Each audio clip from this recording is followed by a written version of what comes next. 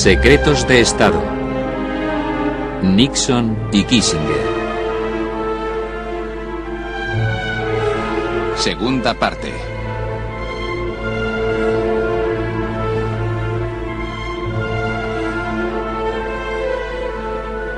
En enero de 1969, tras una larga travesía por el desierto debida a su derrota electoral de 1960 a manos de Kennedy, Nixon, el compañero electoral de Eisenhower y posterior vicepresidente, tomó posesión del despacho Oval. Sin embargo, Eisenhower había hecho todo lo posible para evitarlo. Un periodista le preguntó en una ocasión si alguna vez Nixon le había propuesto alguna sola idea que él hubiese aceptado. Eisenhower, tras pensar un momento, respondió: "Ahora mismo no se me ocurre ninguna, pero si me da una semana le diré alguna".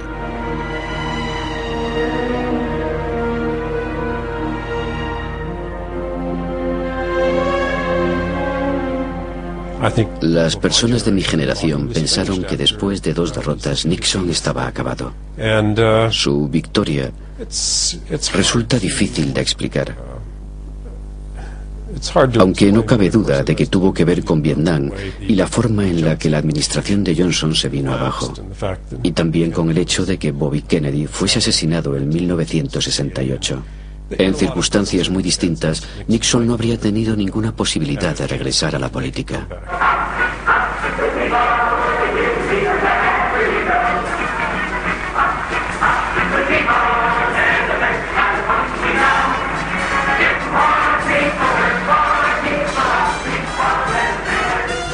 El día del juramento de Nixon coincidió con la publicación de un libro titulado ¿Cómo se hace un presidente?, que analizaba la campaña de Nixon.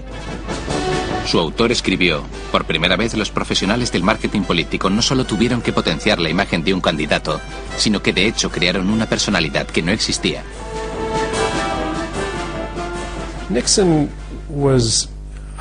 Para describir a Nixon yo usaría la palabra sagaz. En efecto, poseía cierta inteligencia, pero no era en absoluto un intelectual. No era alguien de quien se pudiera pensar como se piensa en un académico, alguien que sopesa la evidencia con cuidado para crear nuevas ideas. Nixon nombró al general Alexander Haig jefe del gabinete, uno de los puestos clave en la Casa Blanca. Richard Nixon quería hacer su propia política exterior y para ejecutarla nombró a un asesor de seguridad de peso.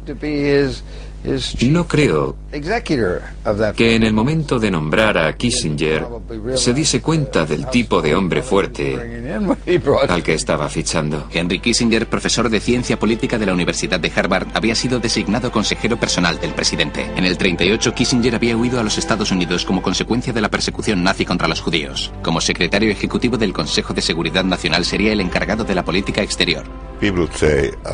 La gente dice que planeé toda mi vida para formar parte del Consejo y así entrar en la política, pero el hecho es que ni siquiera conocí a Nixon cuando me nombró. En realidad, cuando me designó, tuve la tremenda arrogancia de decirle que necesitaba una semana para consultarlo con mis amigos porque no quería perderlos como resultado de trabajar para él.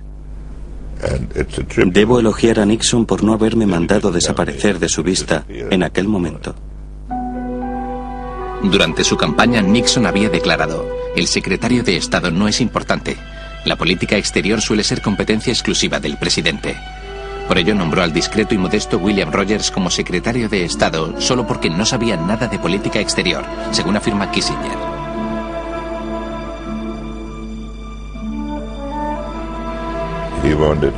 Quería un negociador, alguien que pudiera llevar el departamento por él, pero no un estadista. En general, Nixon desconfiaba mucho de la burocracia.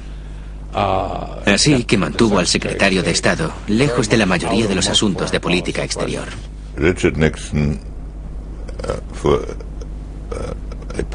Para ser un político, Nixon poseía una característica extraordinaria. No le gustaba conocer a gente nueva, ni intercambiar puntos de vista con individuos con los que no estuviese de acuerdo. Por este motivo, su círculo de consejeros estuvo formado por un grupo muy pequeño. Y a mí me usó como intermediario para el día a día de los asuntos presidenciales. Comenzó a excluir al resto de los departamentos de la formulación de políticas. Mantenía los asuntos más importantes en secreto y no los compartía con el resto del Ejecutivo. Kissinger actuaba en nombre del presidente, no solo filtrando los consejos que recibía, sino incluso aplicando políticas de forma independiente del resto del Ejecutivo. Creo que se suele exagerar mi grado de omnipotencia. La Casa Blanca era un extraño conglomerado de gente con una cultura bastante difícil, así que no es que yo fuese omnipotente, y en cualquier caso mi omnipotencia fue el resultado de aquello y no su causa. Kissinger exigía excelencia. A menudo pensaba que lo habías hecho lo mejor que podías, pero él te mandaba hacerlo de nuevo. Así conseguía sacar lo mejor de la gente, aunque a veces resultaba doloroso. En público, Henry podía ser una persona encantadora, pero en privado no lo era. Creo que dimití unas 5 veces debido a los conflictos que tuvimos. Me iba y luego nos reconciliábamos. Leía y entendía las cosas muy rápidamente, incluso si le presentabas un problema del que no sabía nada. Una vez le entregué un informe sobre nuestras relaciones con Libia, un asunto sobre el que él no sabía nada. Lo estudió durante unos 10 minutos y luego entró en la sala y dirigió una reunión como si supiera más que nadie sobre Libia. Como era tan elocuente y tan inteligente, todo el mundo le hacía caso. Era un hombre con una gran brillantez superficial y tenía unos modelos intelectuales que se había formado basándose en sus estudios de la diplomacia europea del siglo XIX, el realismo político o realpolitik, el equilibrio de poderes, conceptos muy clásicos en política exterior, de modo que si algo no encajaba en el modelo, no entendía por qué sucedía. Yo le considero un hombre muy brillante, pero con muchos puntos ciegos. Algún día tomaremos suficiente distancia para echar la vista atrás y decidir qué merece más la pena comentar, la brillantez o los puntos ciegos. Pero lo cierto es que ambos aspectos coexistían. No puedes interpretar a Kissinger diciendo que fue un simple conservador que no realizó ninguna aportación, aunque tampoco se puede decir que fuera un genio diplomático. Por otra parte, Nixon tenía una personalidad muy complicada. Yo diría que no se fiaba de nadie. Pienso que ambos mantenían una relación bastante formal. Creo que Kissinger ha dicho que nunca o casi nunca fue invitado a la residencia privada del presidente en la Casa Blanca. Kissinger no era amigo suyo, sino un compañero de trabajo. Además, Nixon sentía mucha envidia de él, porque Kissinger poseía rasgos que a Nixon no le gustaban. Era un intelectual y también judío. A veces, Nixon decía cosas muy desagradables de los judíos delante de Kissinger, que se avergonzaba de los comentarios antisemitas de Nixon. Yo mismo presencié uno de estos momentos en 1973. 4 ministros de Exteriores árabes vinieron a ver a Nixon. Kissinger se encontró con ellos primero y después todos nosotros entramos en el despacho oval. Mi misión era tomar notas de la reunión. Todo fue muy bien. Los árabes hicieron varias preguntas y en un momento dado Nixon los miró y les dijo: sé lo que están pensando. Están pensando que Henry Kissinger es judío y que por ser judío no es un buen americano y que antepondrá los intereses de Israel a los de los Estados Unidos.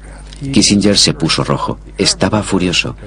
Los árabes se azoraron porque de hecho ninguno de ellos había dicho nada al respecto, pero Nixon no paró y siguió con aquello. Dijo: pues se puede ser un buen judío y un buen americano. Algunos de mis amigos son judíos, no todos los judíos son... Y la cosa fue de mal en peor. Al final lo dejó porque todo se tornó muy embarazoso. Pero sí, puedo afirmar que Kissinger se sentía muy incómodo en compañía de Nixon debido a la grosería con la que el presidente expresaba sus puntos de vista. Por el bien de la historia, en ese momento yo dejé de tomar notas. Al principio Kissinger era un oscuro miembro del personal de la Casa Blanca. Después, con el paso de los años, Kissinger llegó a ser identificado públicamente con algunos acontecimientos espectaculares como aquel viaje secreto a China. Henry Kissinger se convertiría en el arquitecto de la reconciliación con China. Tras un periodo de diplomacia entre bambalinas, se inició la fase de diplomacia a lo grande con la visita de Nixon y Kissinger a China.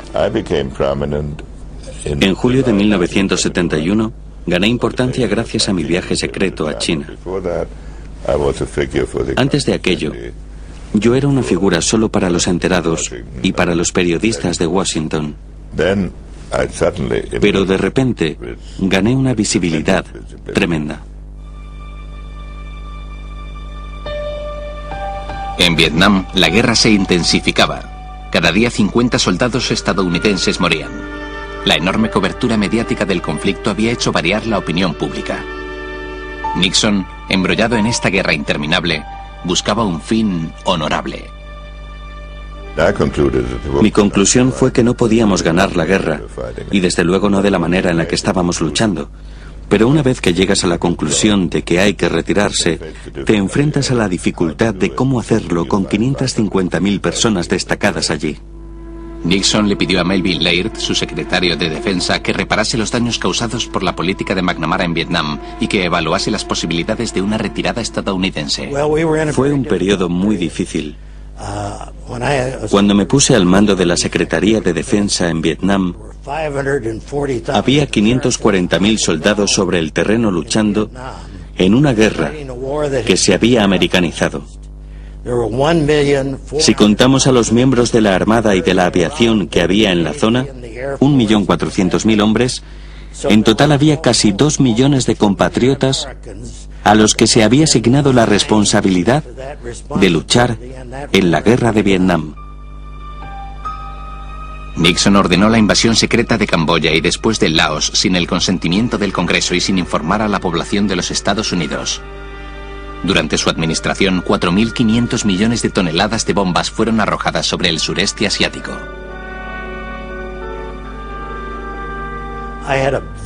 Yo estaba en profundo desacuerdo con el secretario Rogers, con Henry Kissinger y con el presidente, porque pensaba que mantenerlo en secreto era un error.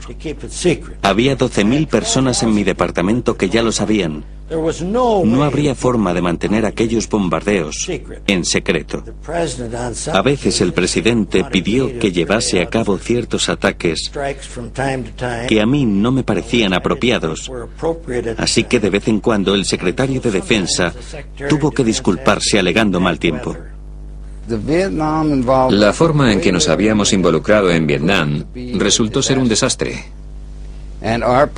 Por culpa de ello, el presidente perdió popularidad e incluso tal vez la capacidad de gobernar.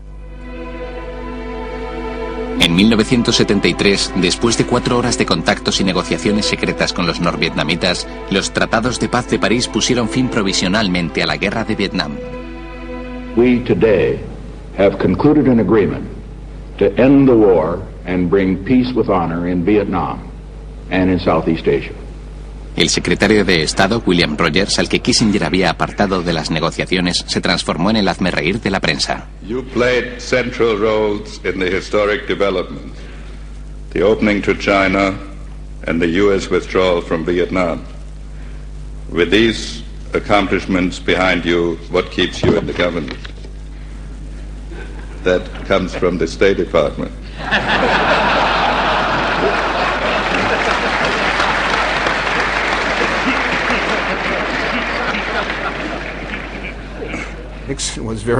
Mi impresión es que Nixon estaba muy envidioso de la atención y el reconocimiento que Kissinger se granjeó a su costa. Por supuesto que Nixon se sentía incómodo. Yo diría que casi todos los presidentes habrían cesado a cualquier asesor que jugase un papel tan visible. No creo que haya muchos presidentes de los Estados Unidos que disfruten viendo a uno de sus subordinados adquirir tanta notoriedad. Por su papel en los tratados de paz de París, Henry Kissinger ganó un premio Nobel de la Paz, ex aequo con el negociador norvietnamita Le Duc Tho, quien rechazó el premio. Yo estaba en la misma sala que él cuando le notificaron que le habían dado el premio. Así que puedo contar cuál fue su reacción. Estoy seguro de que de alguna forma se sintió muy orgulloso, pero se rió.